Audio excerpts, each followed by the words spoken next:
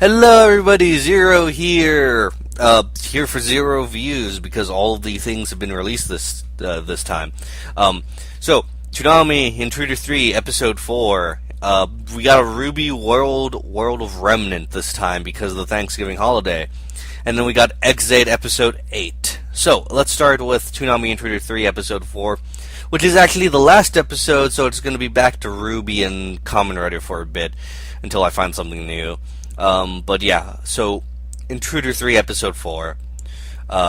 It's actually the last one. I thought it wasn't going to be the last one because it said continues next week on last week, but no, they actually meant, it concludes. So we find out that the quakes and the radiation storms are signs that Shogo 162 is dying. So having confirmed this thanks to linking to more of the base and actually having more grid sensors out. Sarah also drops the bomb that the base isn't actually a base, but a ship. It's been buried for millennia in the surface rock, which also explains why this base has 49 levels. So Sarah mentions they need help freeing it obviously. And she goes to find the worms in the lower reaches of the ship, while Tom gets ready to pilot it. She talks to the worms, and the worm creatures help them break free of the rock. Tom and Sarah and the ship, the Vindication, takes off for parts unknown. Sarah does mention, though, that the worms had a favor in helping them, because the worms actually wanted to warn them. They weren't trying to be antagonistic. They actually wanted to warn Tom and get him off the planet before before it blew up. As you know, Tom wanted to know how he could ever repay them, and they basically told Sarah, "We'll help you, but you need to take their youngest with them so that their species can survive." So now Tom has a little slug creature, and we might get to name it soon, and it's adorable because he gets in, it slides up his legs and into his arms. He's all like, "I don't think I'm cut out to be a dad." And then, Sarah says that they could always use an extra hand or tail. He's all like, intern, nice. And then, the now current crew of the Vindication head off to parts unknown as Toonami continues broadcasting, and we have a new look for Toonami, which I actually like. They brought back the dark tones, and that's nice because we haven't had dark tones in a while. But mostly for the bumpers, because it's this nice little grid thing, and it's cool. It's cool. So Toonami Intruder 3 probably should have been called Toonami Escape. That's what I think, because there was only one really intruder part about it, and that's about it. And the worms in the end were trying to help Tom. So I feel it fails as an intruder event because it wasn't the main reason why the event. It's not the main catalyst of the event. I guess they just put Intruder 3 because they couldn't come up with another name. But I would have been fine with Toonami Escape. That's just me though. As for where Intruder 3 places, it places surprisingly third for me. First is obviously the Intruder 2, because the Intruder 2 is just really good, and it succeeded on years of hype, and also just technological advancements and such. The original Intruder 2, because it tells a nice little space adventure. Intruder 3 places third, while it doesn't do too much in terms of stuff. It's got good writing, we get a new ship out of it, and, we get some nice stuff out of it, I feel. And plus there's a lot more going on than with Lockdown, which just had Tom going to different parts of the ship, though you still had the banter with him and Sarah. And then, my least favorite, which is Trapped in Hyperspace, which you can sum up by Sarah gets taken over by a virus. Tom runs around parts of the ship we've already seen to jack into the Matrix and beat Swayzak off screen, and then the final episode has Sarah saying, "Yeah, we're fine. We're gonna get out of hyperspace. We're good." Very underwhelming with Trapped in Hyperspace. This is why Intruder 3 places third for me. Like, Lockdown, I'll give it, like, we got the docks, we got to see more of the ship and stuff, and, it was nice to have, like, some kind of, like, downtime one, but, that's why it ranks 5th for me out of all 5 Toonami ties. So, there's that. Now, on to RWBY, World of Remnant. So, it's a much-needed World of Remnant on Faunus, talking about the Great War, discrimination, and ending with an ominous note on the White Fang. There's only one interesting part to me, which was the children part, the mating part. If a human and a faunus get together, they make a little faunus, like a human and a wolf faunus, little wolf faunus. 2 faunus of the same species, 2 deer faunus, little deer faunus. If 2 faunus of different species, like the rabbit faunus and a cat faunus, like they get together, then who knows what they might have. Like, even scientists are all like, how does this even work? It's like, you'd think it would be like some kind of animal that shares those traits, but no, it's completely random, apparently. So yeah, not much else to say in RWBY World of Remnant.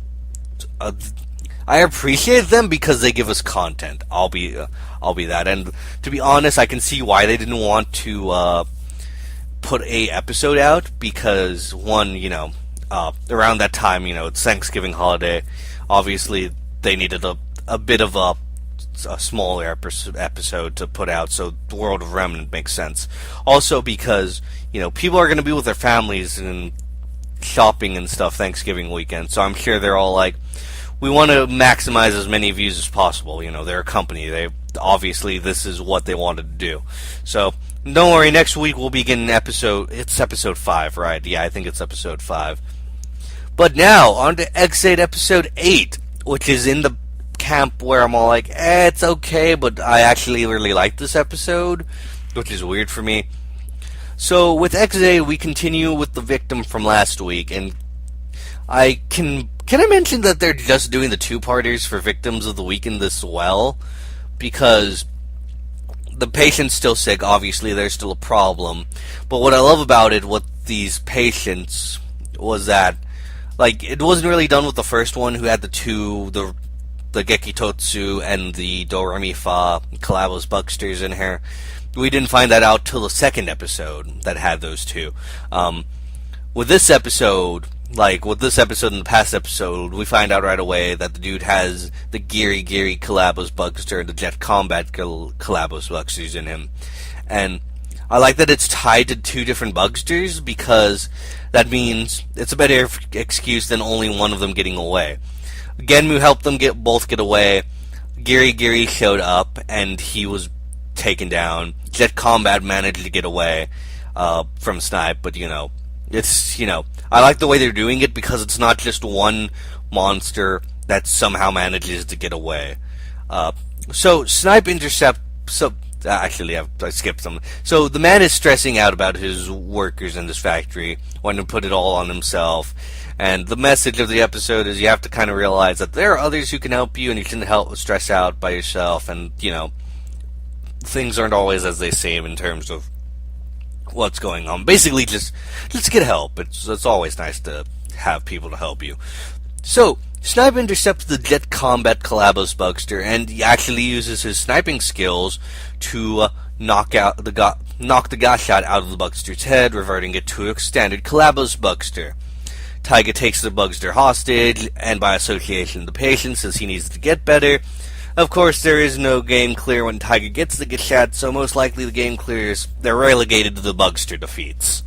So, Hiro and Emu proceed to take Taiga on to get the Bugster destroyed and get, take his gas shots and gamer driver back, because he's doing more harm than good at this point. While Kiria calls out Dan in order to get a nice little beatdown fight.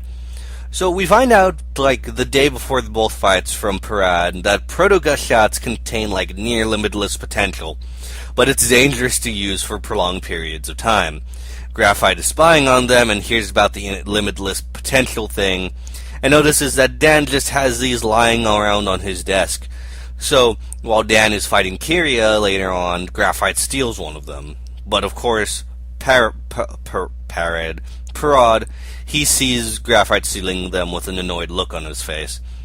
So, we get to see jet combat for Snipe, and it's easily the most overpowered of the level 3s. I think possibly Giri Giri Chambara with its double style of weapons can counter it, but jet combat, it can fly, it has rapid fire thanks to the Gatling guns, not to mention its finisher is unloading all of its bullets and missiles at the opponents a la Kamen Rider Zolda with his giant, screw you, everything's blowing up attack. Of course, both Hiro and Emu are they're outmatched because while their forms have long-range attacks, they're not specifically meant to fight at long range. So they both lose, the Do Re Mi Fa beat and the Geki Totsu robot shots to Taiga. We find out after Dan and Kiria's fight that Dan supposedly wants to research the Bugster like Kiria, though considering Dan's seemingly in league with them, who knows? Dan is complicated, I think. So Dan does reveal that he's interested in one particular person, because all the riders, in order to use the gamer driver, had to undergo surgery, except for one. Not only is this a callback to the original Kamen Rider, but the one revealed to not have the specific surgery for it was Emu, which makes Asuna's overreaction to him transforming in episode 1 make a lot of sense. It also makes Emu's surgery from when he was a kid even more peculiar, as that might have been the one that gave him the compatibility, and now you're probably thinking the Bugster may go even farther back than Zero Day. So the pieces are being set up for some interesting things. And something tells me this is going to have to do with Mighty Bros. Double X. So, not much else other to say than the Calabos Bugster being defeated during Taiga's critical strike. It returns the patient to normal. What I liked about the Calabos Bugsters this time was that, Taiga knocked the shot out of it, reverting it to a normal Calabos Bugster. It's cool to see that there's a base suit and they just put all these decorations on it. Kind of like, the Calabos Bugsters actually remind me a lot of the Ganma in terms of there's a base suit and then you put all the other stuff on it, you know what I mean? Yeah, the Calabos Bugsters are definitely interesting, but it looks like they're done for now because there's no other shots to, stick in their heads. Unless we see, them show up again and stuff. But, Taiga is certainly interesting.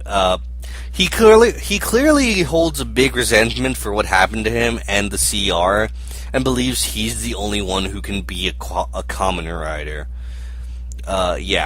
Next episode actually debuts XA Drago Hunter level 5. Yes, we're skipping 4. Anyway, this episode is actually a good way to introduce Drago Hunter, with Emu losing his ability to fight any stronger Bugsters like Graphite, since he doesn't have Geki Totsu robots anymore. Especially with Graphite, who at the end of this episode begins to intake the power of the Proto-Drago Knight Hunter Gashat. Though it seems like Emu goes berserk on the first use of the main Drago Knight Hunter Gashat, which is probably why we see all 4 riders using it to fight against Graphite in the scans we got. I find it this is a good way to say, hey, things are desperate, this is a new Gashat, I need to use it because I don't have Geki Totsu robots anymore. So, I like that, instead of saying, well, you could just use Geki Totsu robots and stuff, they gave a reason as to why Exade needs to use the Drago Knight Hunter Gashat, which is actually pretty cool. Not to mention, Graphite probably getting stronger with, with the Proto Gashat. Obviously, this is a red flag for death with Graphite, because, to be honest, Parad warns Dan's all and Graphite's all ooh, I'll do this, and, I see, this isn't gonna end well for Graphite, I already know it. So yeah, that was this week. Not too bad, not too shabby. Sad that Toonami's event's gone. But hey, Then I can look forward to RWBY episode 5 next week. Exit episode 8 was actually really good, and I can't wait for the Dragonite Hunter to show up. Yeah. Overall, I'm hyped for next week, so we'll see if the hype lasts. Anyway, I'm Zero, and I'll see you guys next time.